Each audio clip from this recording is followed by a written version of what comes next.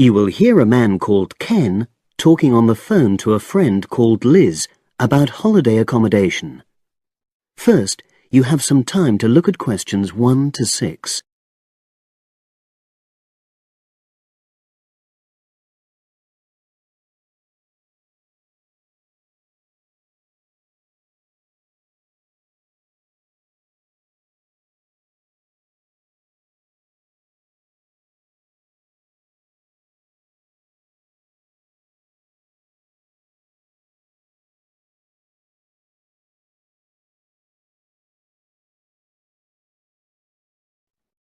Now we shall begin. You should answer the questions as you listen because you will not hear the recording a second time. Listen carefully and answer questions 1 to 6.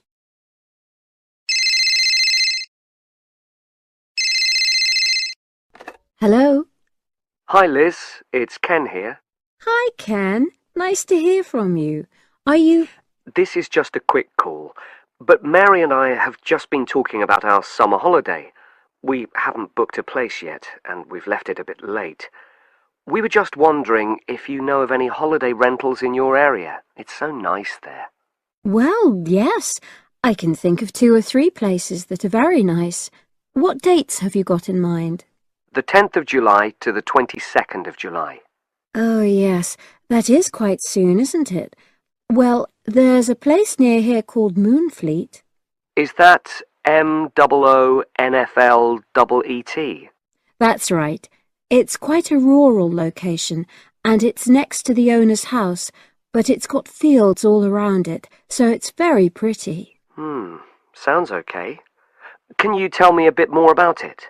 Well, it's an annex to the owner's house, and it's an apartment with 2 bedrooms and an open-plan living area. Well, I like the sound of it. Is there anything we might not like about it?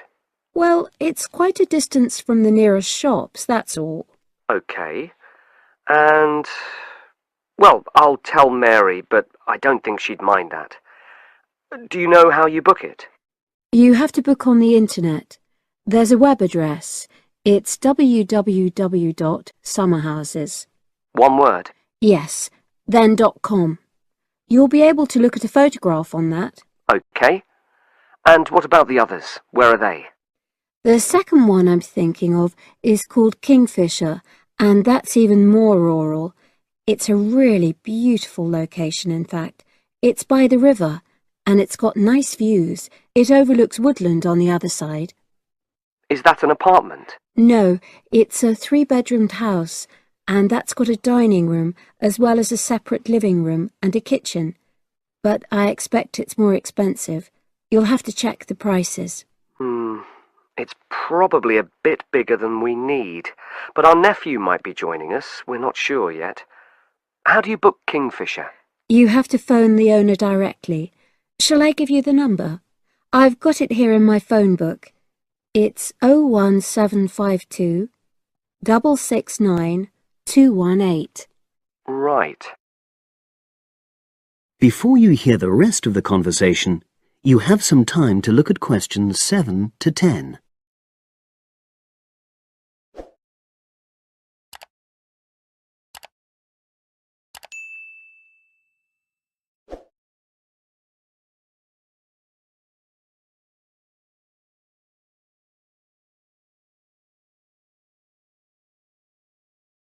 Now listen and answer questions 7 to 10.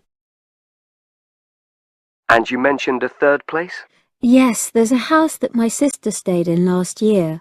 It's called Sunnybanks. Nice name. And the location of that one is rather different. It's in the centre of a village, but it's a very small and quaint place. Did your sister like it? Oh, yes. It's by the sea, so her children really loved it. What's the accommodation like?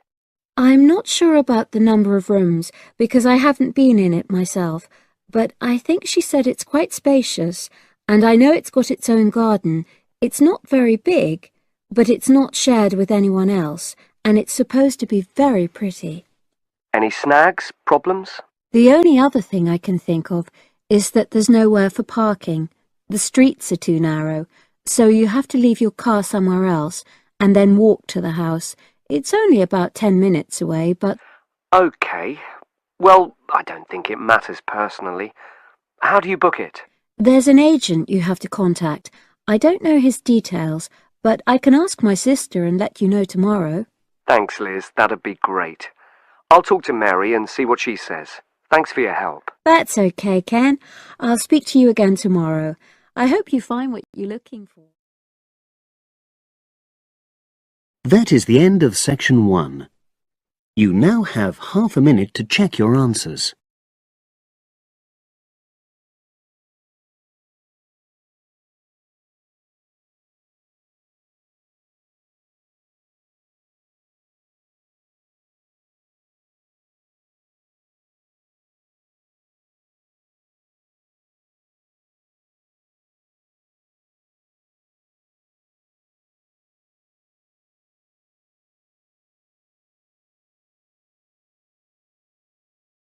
Now turn to section 2. Section 2. You will hear part of a radio program about do-it-yourself house painting. First, you have some time to look at questions 11 to 14.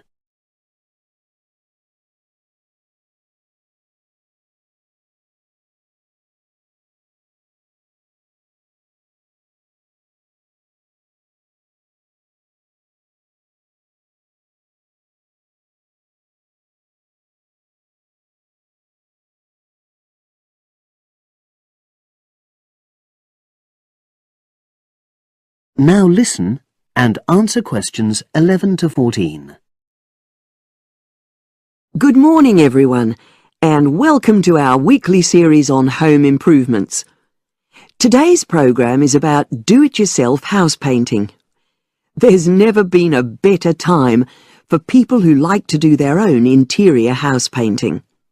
Although people still lead very busy lives, thanks to the availability of various new DIY materials, you can now decorate your home in a more efficient and a more environmentally friendly way. In 2009 alone, approximately 53 million litres of the paint that was sold in the UK were left untouched. That's enough to fill 21 Olympic-sized swimming pools. It's easy to overestimate how much paint you'll need to decorate your room if you use guesswork. And if you know exactly how much paint is needed, you avoid unnecessary waste. There are automatic paint calculators available now. Most of the major paint manufacturers provide them. Look on their websites or just Google paint calculator and see what comes up. Then simply measure the circumference and height of the room in metres, enter this into the calculator along with the type of surface you're painting, and it will tell you how many litres of paint you'll need. But if you do end up with leftover paint, you can donate it to an organisation like Community Repaint. They will take the paint from you and redistribute it to local charities and voluntary organisations, so it goes to a good home. You can find more information about Community Repaint on communityrepaint, all one word, .org.uk. Now you have some time to look at questions 15 to 20.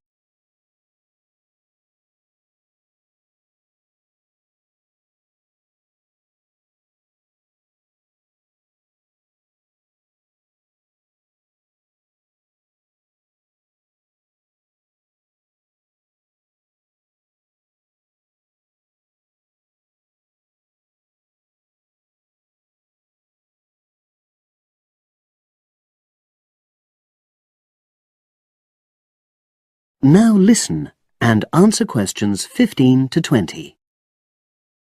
Another way of avoiding paint wastage is to check you're completely happy with your colour choice before starting to paint.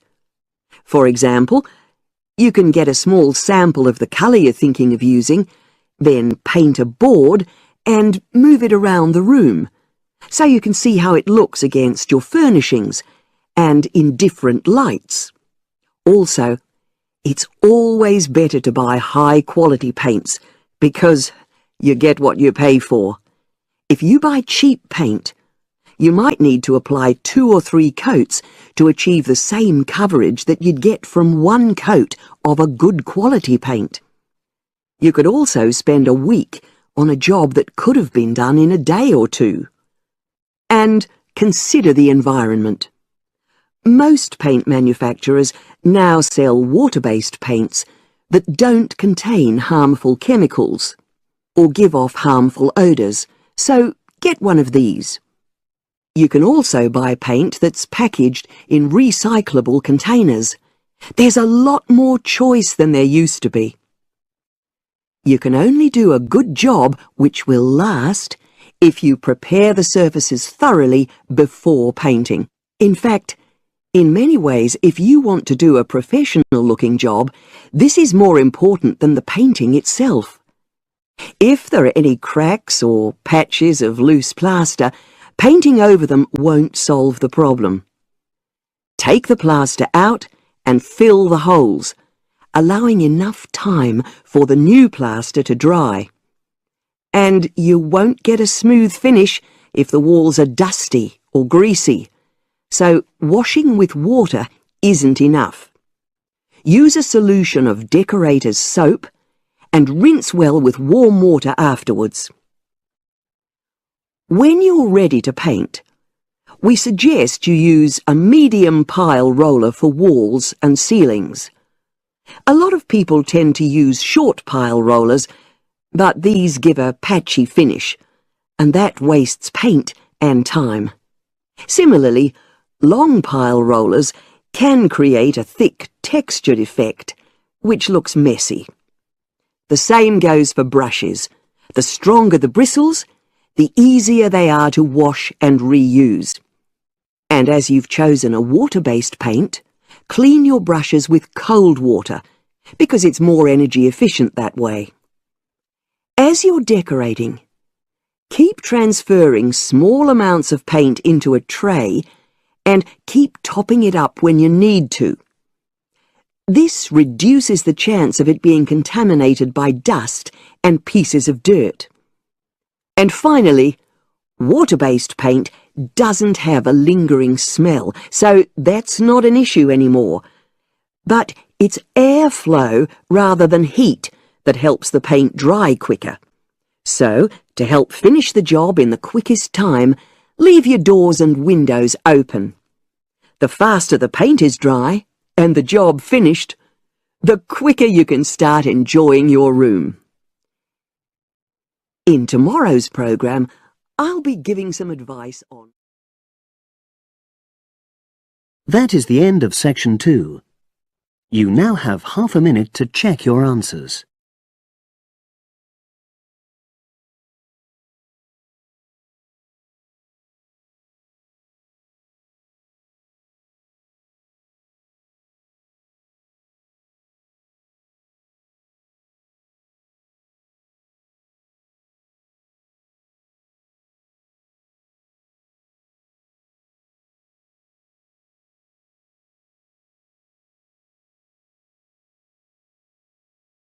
Now turn to Section 3. Section 3. You will hear 2 engineering students, a woman in her 6th year called Linda and a man in his 5th year called Matthew, discussing the benefits of student work placements. Before you listen, you have some time to look at questions 21 to 26.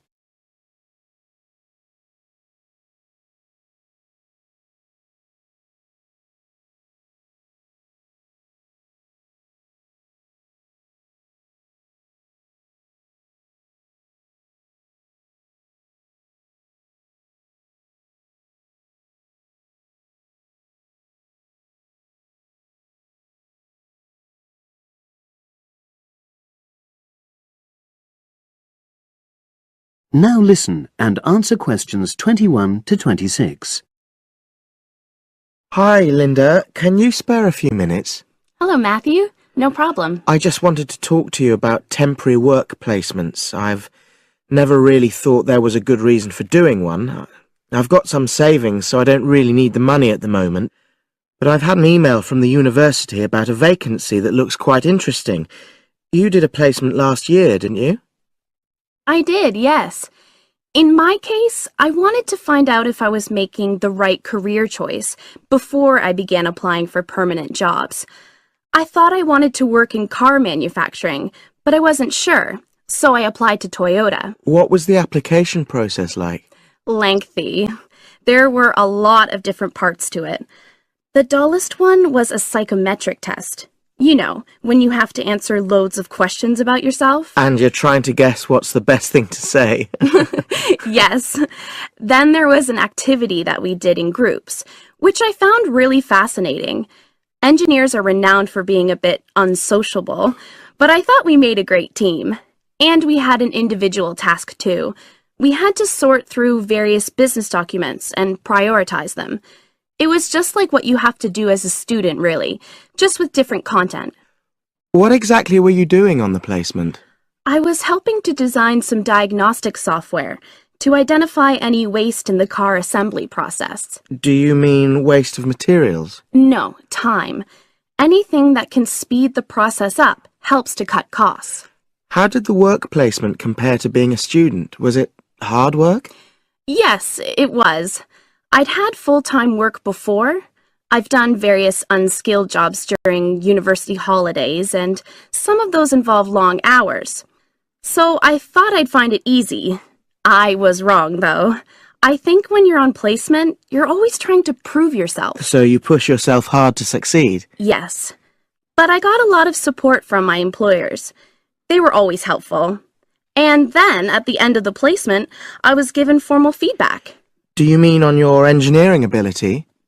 Well, no. I didn't really need that because we had team meetings every other day. And so I had the chance to discuss technical issues and ask about anything that wasn't clear.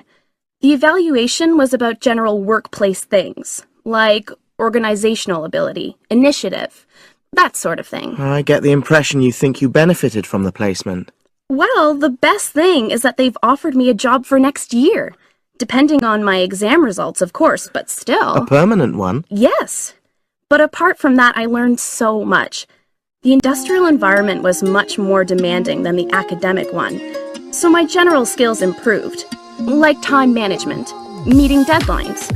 And on the technical side, I learned new software packages, like MS Project. Well, I think you've convinced me that work placements are worthwhile, but while you're here, can you give me advice on something else?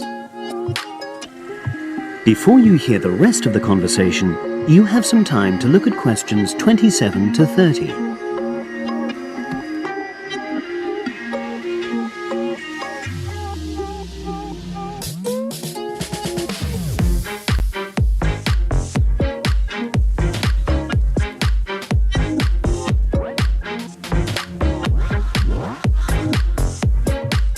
Now listen and answer questions 27 to 30. I'm about to make a start on the engineering materials module, and I've got a book list here. Can you have a quick look and tell me what you would recommend? That's if you can remember. Let's see. I do